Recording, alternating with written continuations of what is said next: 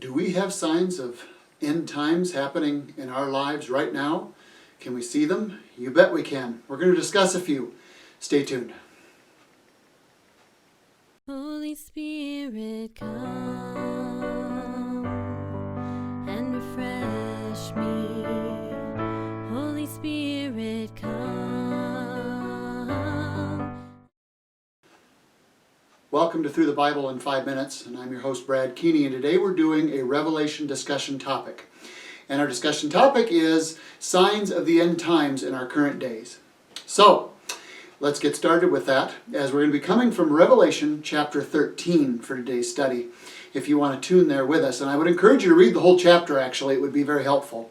But what we're going to do here is we're going to look at 3 signs that are predicted in the Bible of the end times and what the Antichrist is going to need in order to run the world. And these 3 unifying signs are forming right now before us, or very close to forming.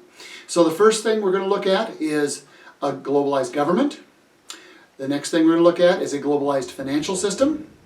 And the third thing we're going to look at is a globalized world religion. And now that globalized governmental system, you can see where a strong sovereign America is not going to want to participate in that. So that's why we see America being kind of brought down and put in line with the other nations, where patriotism has become a bad thing. The financial system, we see where coin shortages are happening and more people want to do electronic transfers and electronic bill payment, because that would be much easier to convert to a one world currency. And then we're going to see a world religion where obviously Christianity is not the one world religion. We see more of a unifying, feel-good, accept everyone type of thing coming. At any rate, let's get started in Revelation chapter 13. And where we're going to start at is in verse 7. So Revelation 13, verse 7. And it says, "And it was granted to him to make war with the saints and overcome them." This him here is the Antichrist. He is referred to in Daniel chapter 7 as the little horn. He's referred to in Daniel chapter 11 as the willful king. He has several different names. The son of perdition, or who's going to perdition in 2 Thessalonians chapter 2. Remember, the Antichrist is always trying to imitate the Christ. And that means that Jesus has lots of names, he has lots of names as well too, which gives us clues. Remember, names are always important, gives us clues as to who this person is, their character, that kind of thing. So, back to Revelation chapter 13, verse 7. "And it was granted to him," now we know who he is, "to make war with the saints and overcome them. And authority was given to him over every tribe," notice it's every, "tribe, tongue, and nation.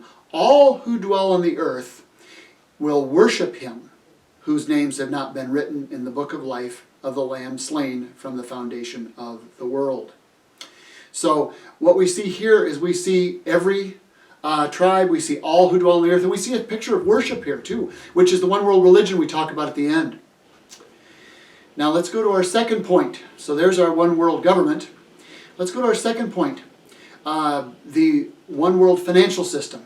And that's in Revelation chapter 13, verses 16 through 17. And there we see, "He causes all, both small and great, rich and poor, free and slave, to receive a mark on their right hand and on their foreheads, that no one can buy or sell except one who has the mark, or the name of the beast, or the number of his name." So there again we see all, no one except the ones who have that. So there's our one world financial system. You can't function without the mark of the beast. And again, to look at that world religion again, we're going to go to Revelation chapter 13, verses 11 through 12. "Then I saw another beast coming up out of the earth." Now this is the false prophet we're talking about here. And you'll see that he is a religious figure.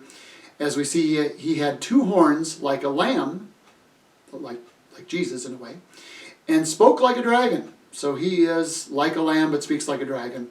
And he exercises all the authority of the first beast, the Antichrist, in his presence, and causes the earth and those who dwell on it to worship the first beast whose deadly wound was healed. So there we have it.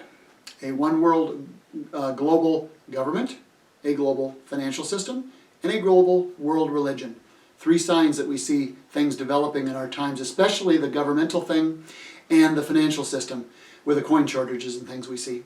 So anyway, hope this is helpful. God bless you, and we'll see you next time, probably with a line-by-line chapter and verse study as we're alternating our discussion topics with those on Through the Bible in 5 Minutes. God bless.